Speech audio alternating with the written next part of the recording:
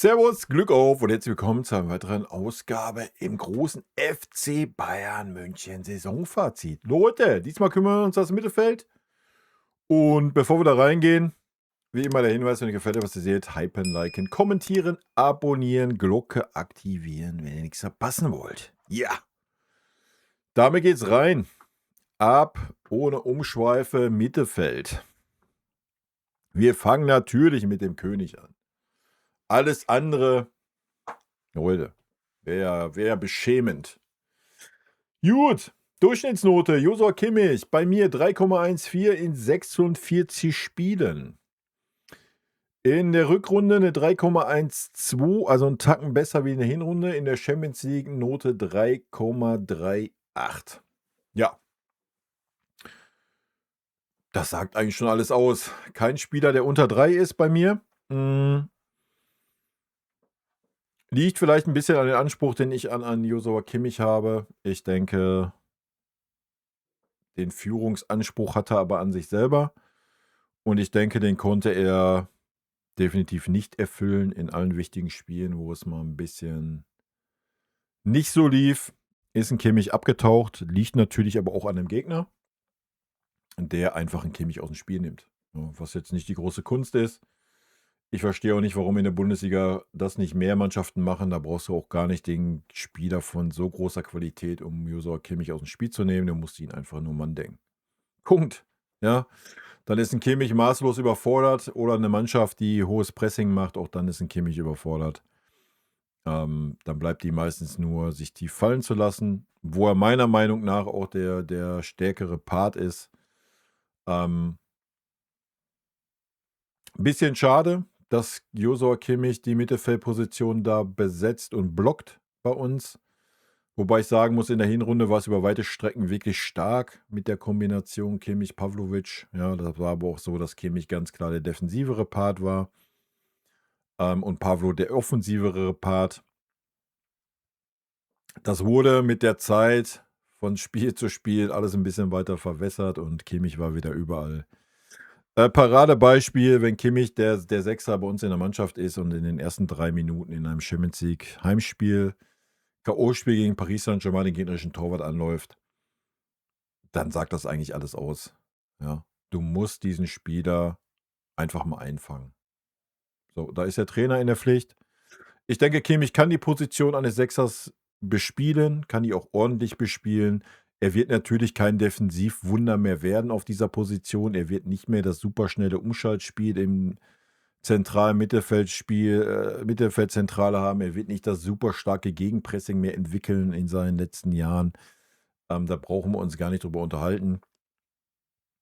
Aber wenn er einfach mal ein bisschen eingebremst wird und einfach mal den defensiveren Part spielt in der Zentrale und dann auch mal ein bisschen mehr Zeit hat, sich ordentlich zu positionieren und so weiter, dann ist das ordentlich. Passiert das nicht, ja. Spielt das in vielen Spielen keine Rolle, ja, muss man ganz klar sagen, weil dann einfach die Qualität da ist in der Bundesliga, um das zu kaschieren. Aber man sieht das gerade in den Topspielen. Ich denke, die Spiele gegen Real Madrid und Paris haben das auf jeden Fall klar gezeigt, dass das in der Zentrale bei uns viel zu wenig ist. Aber auch ein Gegner, der einfach defensiv tief und gut steht. Auch da sieht man, dass es in der Zentrale bei uns zu wenig ist. Ja. Ich persönlich wünsche mir, dass Josua Kimmich bei uns einen Rechtsverteidiger macht. Ich glaube, das würde dieser Mannschaft sehr gut tun. Dann hast du mit dem Conny Leimer eine Pressingmaschine. Du hast aber auch mit dem Mittelfeldduo Bischof, Pavlovic, was mit Sicherheit ganz gut uns zu Gesicht stehen würde. Eine Option. Und ich habe es schon vorher gesagt, du hättest sogar mit dem Opa vielleicht die Option, sogar vor der Abwehr zu agieren, wenn du es ein bisschen defensiver benötigst. Ja, wir hätten auf jeden Fall Optionen. Wir haben natürlich nicht die Eier, diese Option zu ziehen und Kimmich als Rechtsverteidiger aufzustellen. Wünschenswert wäre, wenn Josua Kimmich eine überragende WM als Rechtsverteidiger spielt, weil das eine starke Flanke hat, steht außer Frage. Sodass man wirklich mal an die Überlegung kommen würde, bei uns ihn als Rechtsverteidiger aufzustellen. Passieren wird das wahrscheinlich nicht. Das heißt, wir müssen uns die nächsten 3 Jahre mit Josua Kimmich auf der eine Position blockt rumschlagen. Ist natürlich ein bisschen schade, haben wir schon beim Trainervideo gehabt, das Thema. dass man Kimmich dann aber auch nicht auswechselt, wenn er schlecht spielt. Oder geschweige denn ihn erst gar nicht mal aufstellt, wenn er keine gute Phase hat. Das ist ein bisschen schade. Joshua Kimmich spielt einfach immer. Punkt. Ist in die Kimmich-Tafeln auf dem großen Sandberg an der Sebener Straße so geschrieben. Und so ist es halt. Ja. Joshua Kimmich eine durchwachsene Saison, meiner Meinung nach. Ich habe es gerade schon gesagt, eigentlich ganz ordentlich angefangen mit dem Zusammenspiel mit Pavlo. Dann zwischenzeitlich eine sehr, sehr schlechte Phase gehabt.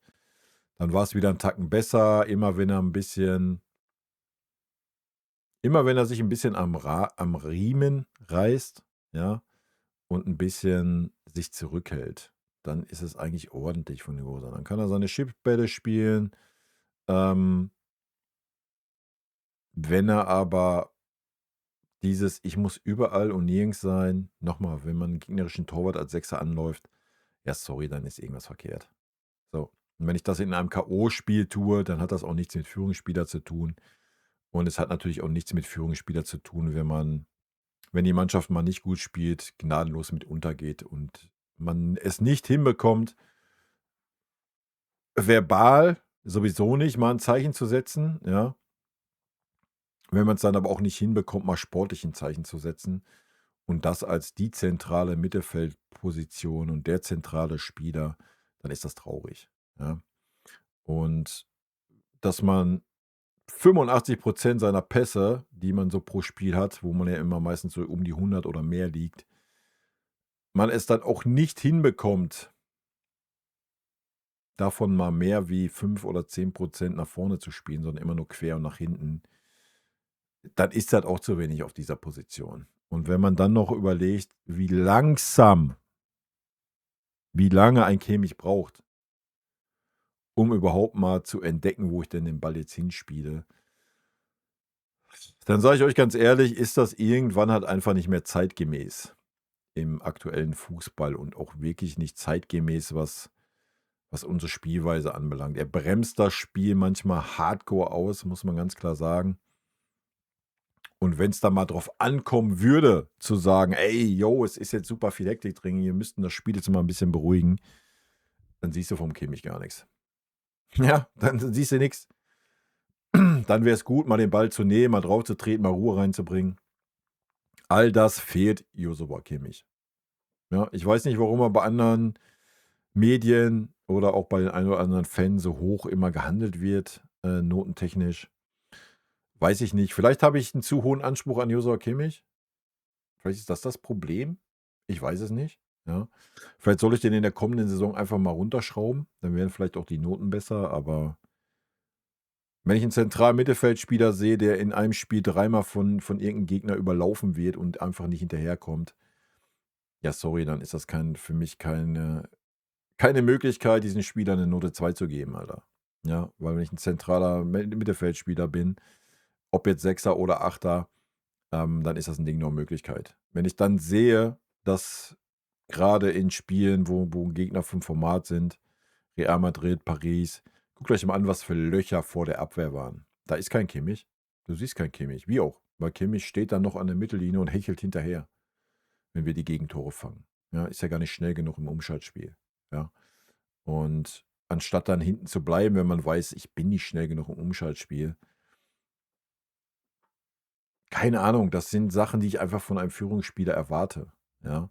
Und nicht nochmal, ich weiß, ich wiederhole es zum dritten Mal, in der 3. Minute gegen Paris in meinem Rückspiel den gegnerischen Torwart anzulaufen. What the fuck? Ja, da gibt es genug andere Offensive, die das gerne machen können, aber nicht ein Sechser oder Achter. I don't know.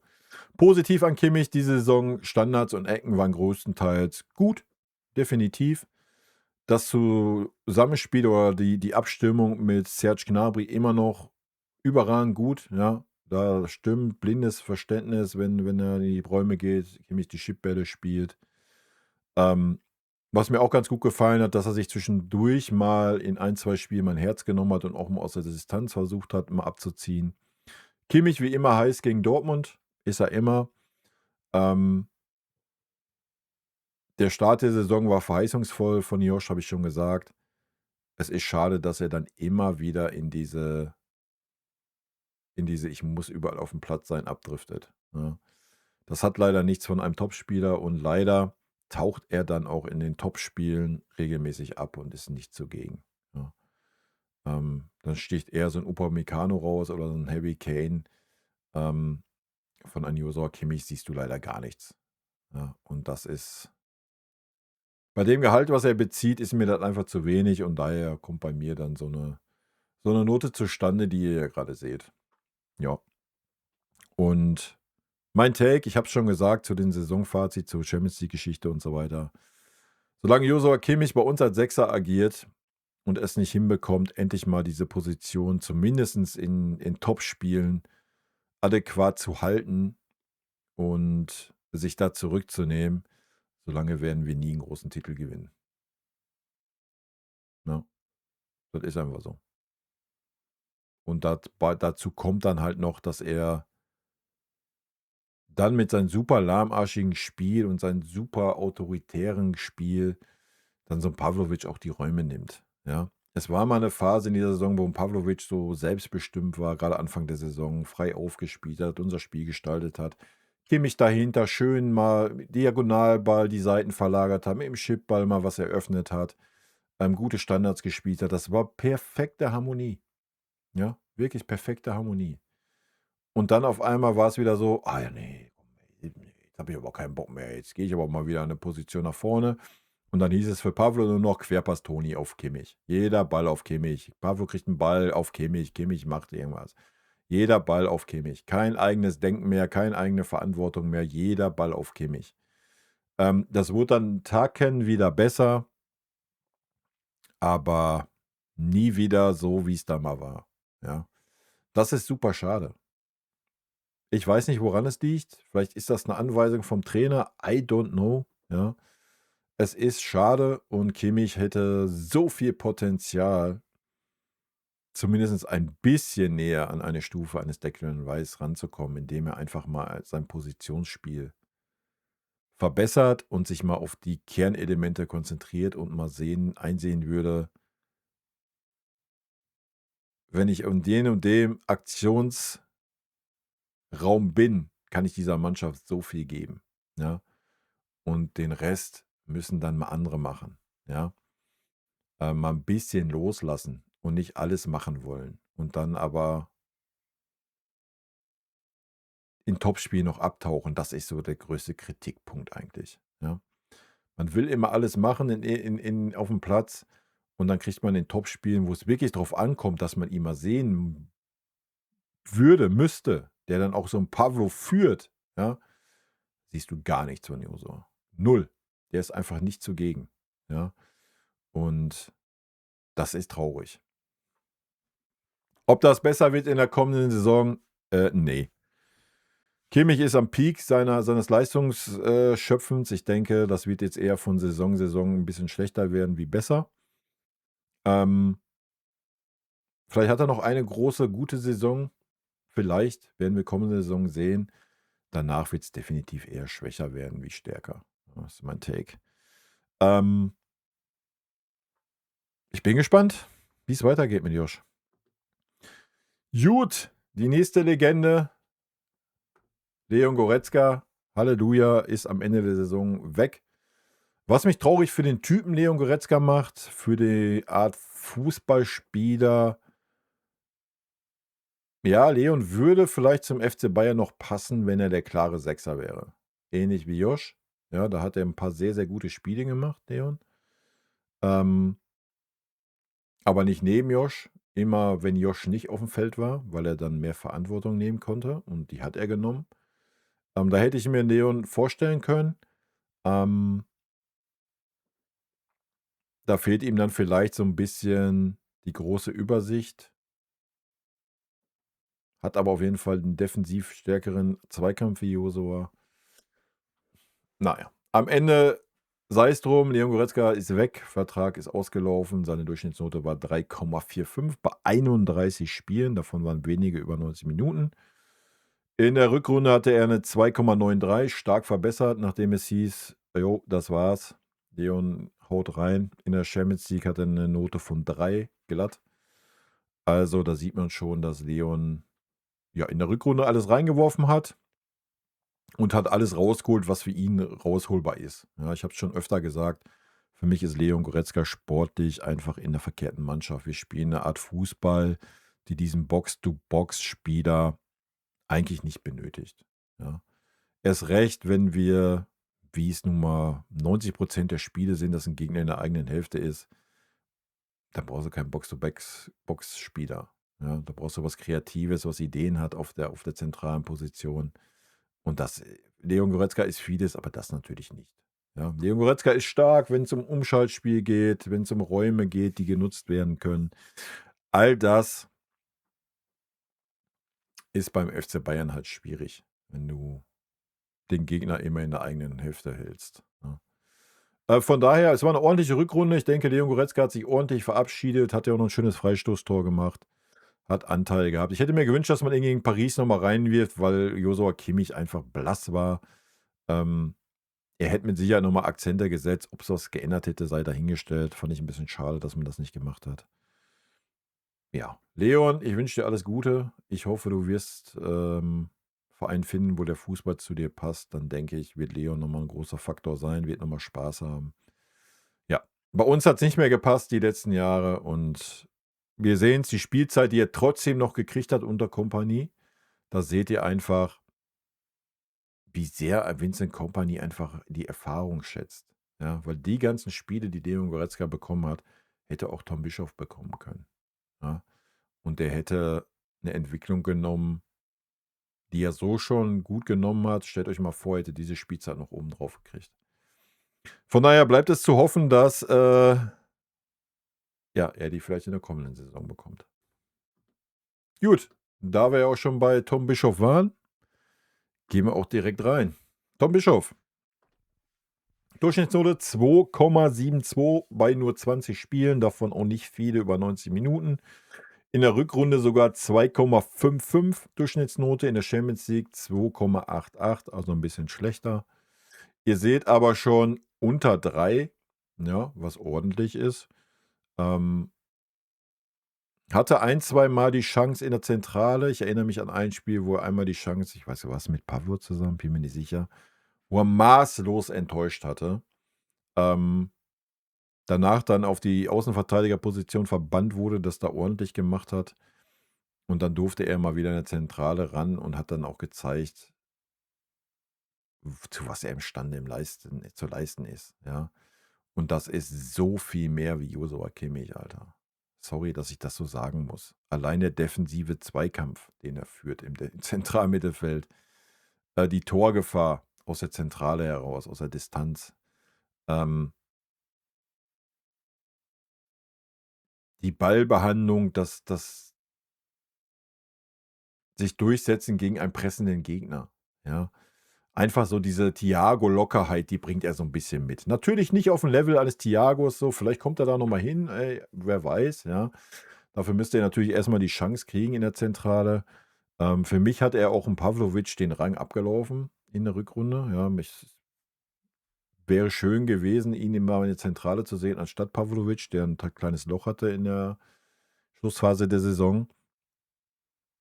Ja, ihr seht's, wenn man die Spielzeit sieht von Goretzka und ihm, wenn man dann rechnet, er kriegt die Spielzeit vielleicht komplett nächstes Jahr und dann auch mal in der Zentrale, nicht nur über eine Rechts- oder Linksverteidigerposition, dann kann ihm und Pavlo die Zukunft gehören. Ne? Die Frage ist, also ich kann es mir nicht vorstellen, dass es passiert, ich sag's mal so. Ja, wie gesagt, Kimmich ist eingemeißelt, der spielt immer.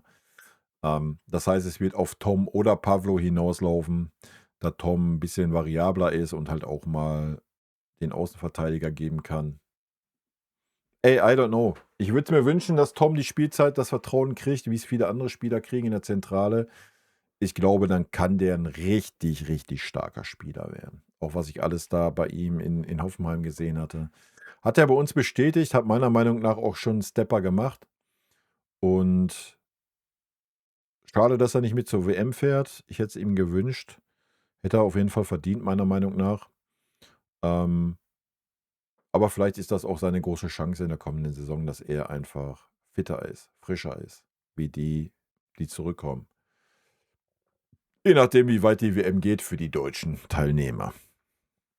I don't know, ich wünsche es ihm. Ich denke, er hat alle Voraussetzungen, ja, um ein ganz, ganz großer zu werden auf dieser Position und beim FC Bayern.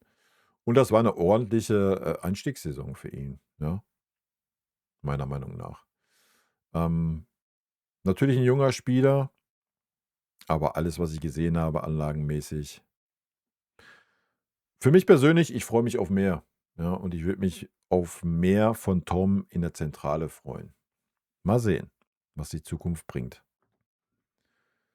Ja, damit kommen wir zum Pendant neben ihm. Pavlo. Ich habe es schon gesagt, wir blenden erstmal die Note ein. Note ist völlig okay für Pavlovic, 2,9 bei 39 Spielen. Dieselbe Note hat er in der Rückrunde wie Hinrunde. In der Champions League hat er eine 3,04. Pavlo hat eine gute Saison gespielt. 'Ne überragenden Start gehabt, habe ich schon gesagt, ja, weil da die Abstimmung mit Josh einfach gut war. Hat dann 'ne schlechte Phase oder 'ne schwächere Phase gehabt, wo er viel nur Querpass-Toni auf Josh gemacht hat. Ähm, Hatte sich dann wieder zwischenzeitlich 'n bisschen emanzipiert, da haben wir wieder so den alten Pavlo gesehen und dann war's irgendwann jetzt zum Ende hin so 'ne Mischung irgendwie.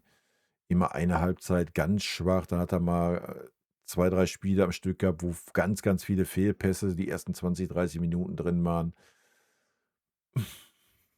Ey, Pavlo muss sich einfach ein bisschen, und da hoffe ich, dass das bei der WM passiert, einfach noch mehr von Kimmich freischwimmen.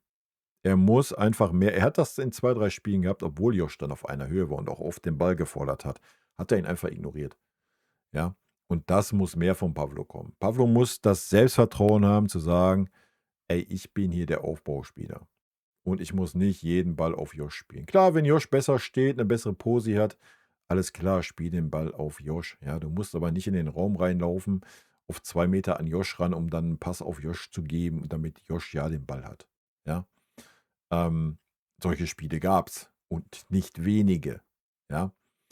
Ähm, Da muss er muss sich einfach emanzipieren von Josh, ne? Er muss sich ein bisschen losreißen, das Selbstvertrauen haben zu sagen: „Ey, ich bin jetzt hier der zentrale Mann.“ In der Nationalmannschaft ist Josh nicht im zentralen Mittelfeld, ja? Die Frage ist, wenn Pavlo diese Form hat, die er zum Ende der Saison bei uns hatte, bin ich mir noch nicht mal sicher, dass er Stammspieler in der deutschen Nationalmannschaft wird bei der WM. Das gehört auch zur Wahrheit. Ja, bin ich sehr gespannt. Er muss sich wieder steigern, denke ich. Und das Wichtigste, er muss sich emanzipieren von Josh. Ja, ihr seht's, unter 3 ist eine sehr, sehr gute Note. Ähm, aber ich glaube, Pavlovic gehört zu den Spielern, die sich diese Saison nicht verbessert haben. Das muss man mal ganz klar sagen, ja. Ähm, Vorrunde, ja, hat er sich verbessert, fand ich, zur Saison vorher, Rückrunde nicht. Also, wenn wir das große Ganze sehen, ist er eher stagniert. Er wird natürlich ein bisschen mehr Erfahrung gemacht haben, logisch, hat er 39 Spiele gemacht, aber wirklich 'n Stepper gemacht hat er nicht, ja? Und da sehe ich Potenzial bei Tom Bischoff gerade mehr wie bei Pavlo. Pavlo hat jetzt letzte Saison gezeigt, dass er eine Menge Potenzial hat, ja. Noch mal, ich glaube einfach, er muss sich freischwimmen jetzt, ja. Ähm, Bin gespannt, ob ihm das gelingt, ja, sich ein bisschen zu emanzipieren von Josh. Das wäre schön. Er hat alles, was es benötigt, ja. Aber ich weiß nicht, ob er sich arrangieren kann so, ja. Wie gesagt, es ist auch, wir haben das bei Leon gesehen, ja. Es ist nicht einfach, wenn du 'n Josh an deiner Seite hast. Ey, ich weiß, das hört sich gerade alles so negativ auf Josh an. Ich will gar nicht Josh diesen Schuh anziehen. Ich ziehe den ganz klar den Trainer an, was das angeht. Der muss Josh in die Schranken weisen. Punkt, ja. Wenn er das nicht macht, dann sieht das so aus, wie es aussieht. Dann kann Josh machen, was er will. Und dann bleiben andere Spieler auf der Strecke. Ja, weil ich verstehe das schon, dass ein Pavlo manchmal gar nicht weiß, was ist jetzt Phase, Alter. Soll ich jetzt eher hinten bleiben? Soll ich eher nach vorne gehen? Josh ist überall und nirgends. Das sieht man ja auch, dass dann auf einmal gar kein zentraler Raum besetzt ist. Ähm, Obwohl es am Anfang der Saison wirklich überragend gut war von beiden. Ja. Ähm, Da war Kimmich der klare hintere Mann, Pavlo der klar vordere Mann. Klar ist auch da Josh mal nach vorne gegangen, da hat sich Pavlo aber fallen lassen, da war klare Absprachen da. Und das wurde immer wilder, immer schlechter. Ja. So, keine Ahnung, an wen oder was es liegt. Da ist nur zu wünschen, ja, erstmal, dass er fit bleibt, nicht immer irgendwelche kleinen Wehwehchen hat, dass er die Eier findet, sich wieder von Josh ein bisschen loszueisen und dass er Selbstvertrauen hat, um zu sagen: „Ey, ich kann diese Mannschaft auch führen.“ So, da muss er hinkommen. Und dass er die Qualität hat, das Potenzial hat, da ein großer Spieler zu sein, zu werden, steht auch außer Frage, ja. Und wenn er und Tom Bischoff beide ihr Potenzial abrufen sollten, dann ist auch Druck auf Josh da. Ja, dann wird es irgendwann schwierig zu verargumentieren, warum spielt denn immer nur einer dieser beiden. Ja. Von daher mal abwarten. Es kann das Mittelfeldzentrale der Zukunft sein, definitiv. Ja. Pavlovic, Tom Bischoff, denke ich. Ähm, Es muss aber auch nicht. Ja. Wie gesagt, Pavlovic hat für mich die Saison auf jeden Fall stagniert im Gegensatz zur letzten Saison. Tom werden wir sehen nächste Saison. Pavlo werden wir natürlich auch sehen. Ist der jüngere Spieler. Ja, vielleicht verpackt er so eine WM auch besser wie Josh. I don't know. Alles schwierig zu sagen. Man weiß natürlich auch nicht, wie Vinny plant.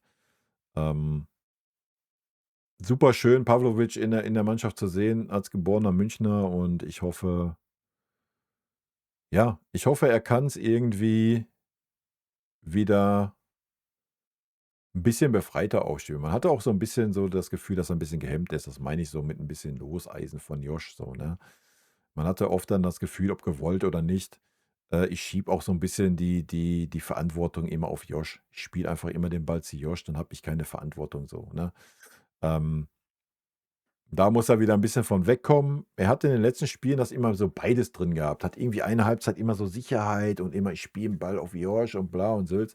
Und dann auf einmal so dann so 20 Minuten lang so: „Ach ja, komm, ich nehme jetzt doch mal das Heft des Handelns in die Hand und versuche mal ein bisschen was offensiv.“ Ja, weil er gesehen hat: „Oh, Josh ist ja gar nicht zu sehen.“